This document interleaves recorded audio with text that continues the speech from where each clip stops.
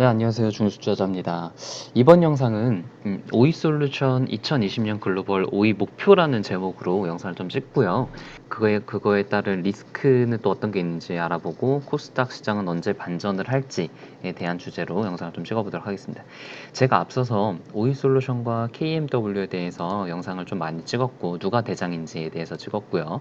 그리고 이제 실적에 대해서도 영상을 많이 찍었어요. 근데 이번에는 조금 시야를 넓혀가지고 글로벌 광 트랜시버 업황과 그 속에 오일 솔루션의 위치에 대해서 좀 알아보고자 합니다.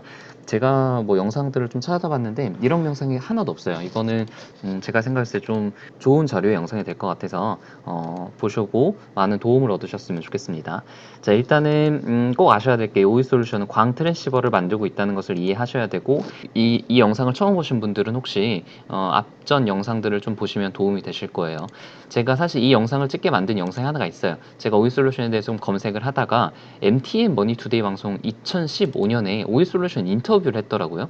근데 재밌는 게 이때 2020년 목표를 글로벌 탑 5 목표를 잡았어요. 2015년에 방송한 건데 2020년 이게 그 사장 대표신 것 같아요. 이게 그때 말씀드렸던 삼성전자 출신이시고 탑 5위 전문 기업 목표인데 삼성전자 통신연구소와 미국 벨 연구소 전문 기술자들이 만든 기업으로 회사가 만들어질 때부터 한국 시장만을 목표로 한 게 아니라 세계 시장을 겨냥을 해서 출발을 했습니다.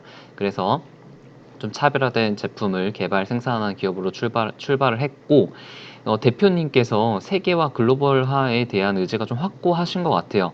영상을 보시게 되면 뒤에다가 제가 링크를 좀 남겨 드릴 텐데 글로벌에 대한 의지가 확고하시고 실제로 IR 자료를 보게 되면은 우리나라 한국뿐만이 아니라 광주 안양뿐만이 아니라 일본에도 있고 미국에도 있고 그리고 네덜란드에도 있어서 좀 글로벌한 그런 법인을 가지고 있는 회사라는 것을 알 수가 있습니다.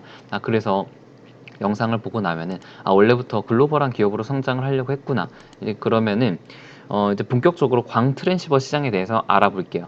일단 광 트랜시버 성장성에 대해서 보면은 아래 레포트가 있는데 깜짝 놀랐어요. 레포트가 300만 원이 넘더라고. 600만 원 되는 레포트가 있는데 이거 사지는 못하고 요약 보게 되면 2018년부터 2022년까지 한 10% 정도 연평균 성장률을 보일 것이라고 예측을 하고 있네요. 그래서 광 트랜시버는 성장률이 높다는 것을 좀 알 수가 있고 다른 레포트에서 보게 되면은 다른 이제 광 장비 제품 중에서 라우터나 스위치는 연평균 성장률이 굉장히 낮지만 광 트랜시버는 16%로 전망을 하고 있어요. 2020년까지.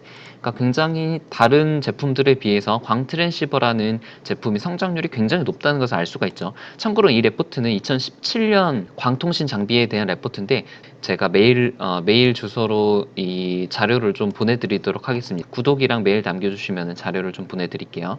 자, 그러면은 광 트랜시버의 업황에 대해서 보면은 광 트랜시버는 광 네트워크 장비 업체로 주요 생산 지역은 북미, 일본, 유럽 등 대부분 선진국이며 아시아 생산 비중이 높아지고 있는 추세다라고 되어 있고 이제 광 네트워크 모듈 장비 업체들을 보면은 굉장히 많아요. 피니사, 이노라이트, 오클라로 뭐 이런 스미모토 이런 기업들이 굉장히 많이 있는데 여기는 지금 오이 솔루션은 없어요. 굉장히 이런 다양한 밸류 체인들을 가지고 있는데 글로벌 대형 장비 업체를 중심으로 수직 계열화가 진행이 되고 있습니다. 예를 들어서 화웨이는 스미모토랑 시에나는 피니사랑 노키아는 뭐 이거는 ZTE 이렇게 계열사를 가지고 있고 삼성전자 같은 경우는 지금 오이 솔루션이랑 수직 계열화가 진행이 되고 있겠죠. 그래서 보게 되면 1위 회사는 피니사라는 회사고 재밌는 게 다른 그 제품들과는 좀 다르게 시장 점유율이 높지가 않아요. 17.2%로 과점 상태가 아니고 매우 다양한 제품과 많은 업체들이 시장에서 경쟁 중이라는 사실이 좀 중요합니다.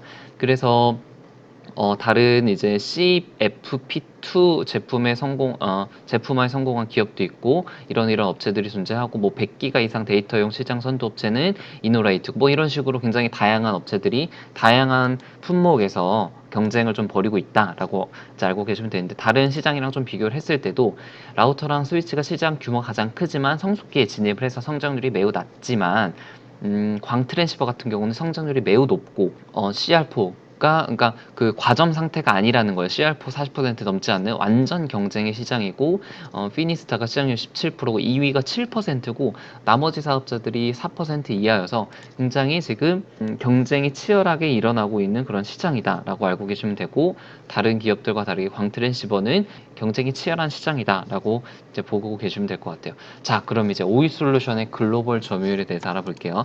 아쉽게도 오이솔루션 2019년 1분기 사업 보고서에 따르면은 글로벌 점유율은 1% 내외로 그렇게 높지는 않아요. 그러니까 글로벌적으로 봤을 때 아주 경쟁력이 크진 않은 그런 시장이죠. 우리 국내 2012년 기준으로는 오이솔루션이 점유율 1위고 삼성전자 쪽으로 가장 매출이 많이 발생이 될 수 있어요. 그럼 우리는 이제 생각을 해야 될 게, 과연 오이솔루션이 글로벌 5위가 될 수 있을까? 글로벌 5위가 된다면 이렇게 시장성이 좋고 앞으로 커질 시장이 이미 분명하기 때문에, 여기서 만약에 점유율만 확보를 하게 되면 오이솔루션도 굉장히 크게 오를 거라고 좀 기대할 수가 있겠죠.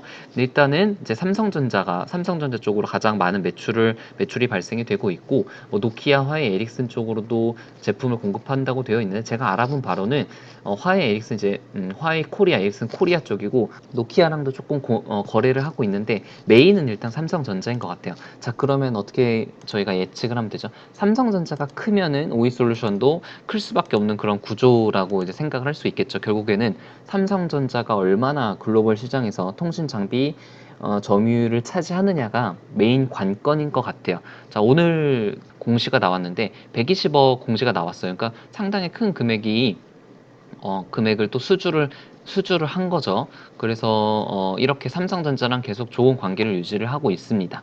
그래서 저는 이제 삼성전자가 글로벌 2023년까지 20% 점유율을 확보할 것으로 기대를 하고 있잖아요. 그래서 그 점유율만 확보가 된다면은 오이솔루션이 굉장히 큰 매출의 성장을 좀 기대를 할 수 있을 것 같습니다. 하지만 뭐 리스크가 아예 없는 건 아니죠. 만약에 미국 시장 투자 시기가 내년 1분기에 실적이 바로 나오지 않으면은, 이제 지금 국내 시장 쪽으로만 매출이 나오는 상태이기 때문에 미국에서 충분한 양의 매출이 나오지 않으면 실적 공백기가 생길 수가 있어요. 실적 공백이 생긴다면은 당연히 주가는 단기적으로 좀 하락을 할 가능성이 있겠죠. 그리고 이제 두 번째가, 삼성전자가 미국에 납품을 할 때 오이솔루션 제품이 들어갈지에 대해서 확인을 해봐야 되는데, 제가 전화한 바에 따르면 들어갈 가능성이 높다고는 해요. 근데 당연히, 그리고 삼성전자 밸류체인이 엮여있기 때문에 가능성이 높지만, 워낙에 지금 경쟁 시장이기 때문에 우리 해외 시장에 다른 여러 가지 기업들이 있기 때문에 단가 인하 등의 압력 등이 있고, 만약에 경쟁을 하기 위해서 치킨 게임을 벌이게 된다면은 아무래도 그 영업이익이라든가 수익성은 조금 떨어질 가능성이 있겠죠. 네, 일단 이런 리스크가 있다는 것은 알고 있지만, 아무튼 굉장히 앞으로 더 커지고 성장성이 좋아질 시장이다 라고는 알고 계시면 될 것 같습니다. 5G 통신 장비줄에 대한 그 매수 포지션은 여전한 것 같아요. 여러 가지 기사들이 또 최근에도 나오고 있는데, 5G 서비스는 아직 초입 단계이고 향후 1, 2년 상승 랠리를 펼칠 것이란 전망이 우세를 하고 있고, 2분기에 최대 실적을 달성하고 하반기에도 최고 실적을 갱신할 걸 예상이 된다라고 많은 레포트나 기사에서도 이런 긍정적인 뷰를 보이고 있습니다. 또 이제 5G 스마트폰이 현재는 이제 2개 모델밖에 없는데, 앞으로 계속 그 5G 핸드폰들이 출시가 될 전망인 것 같아요. 갤럭시 폴드를 비롯해서 갤럭시 노트 10이 나오죠. 이제 이것도 이제 5G 폰으로 나오기 때문에 아무래도 5G 시장은 계속 커질 수밖에 없고, 국내뿐 아니라 이제 중국과 미국도 5G 투자를 본격적으로 시작을 하면은 이 시장은 앞으로 최소 1, 2년은 계속 커질 시장이다 라고 생각을 해볼 수가 있겠습니다. 자, 여기까지는 광트랜시버와 오이솔루션에 대해서 좀 말씀을 드렸고요. 오늘도 코스닥 시장이 좀 많이 하락을 하고 있어요. 좀 크게 하락을 하고 있는데 이게 언제 반등을 하느냐, 저도 너무 좀 답답한 상황인데, 지금 전 저점을 깨고 630까지 하락을 할 수가 있는 상황이에요. 근데 저는 이제 개인적으로는 터널의 끝에 거의 다 왔다고 생각을 합니다. 그 이유는 지금 하락하는 원인이 경제 성장률이 낮아지게 되는 것이고, 이 낮아지게 되는 원인은 일본이 화이트 리스트를 제외하기 때문에 이렇게 시장이 계속 하락하는 거라고 생각을 해요. 근데 지금 이 8월 2일에 화이트 리스트를 제외한다고 하는데, 그거에 대한 우려가 현재 주가에 계속 반영이 되고 있는 것 같고, 실제로 화이트 리스트에 제외되는 8월 2일이 가까워지면은 증시는 면역이 생겨가지고 더 추가적으로 하락하지 않을 것이라는 것이 저의 생각입니다. 그래서 8월 2일까지는 좀 보수적인 그런 포지션을 가지고 있는 게 좋을 것 같습니다. 일단은 그렇지만 5G는 그 와중에서 좀 안정적인 흐름을 보여주고 있어요.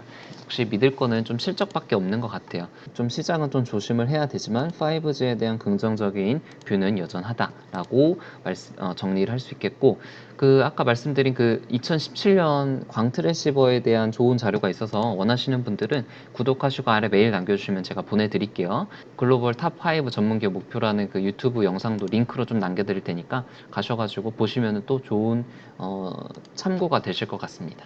네. 오늘은 영상 여기서 마치고요. 내일은 제가 일주일 동안 매매했거나 또 그 제가 보유하고 있는 종목들 한번 점검해보는 시간을 갖도록 하겠습니다. 네, 이상입니다.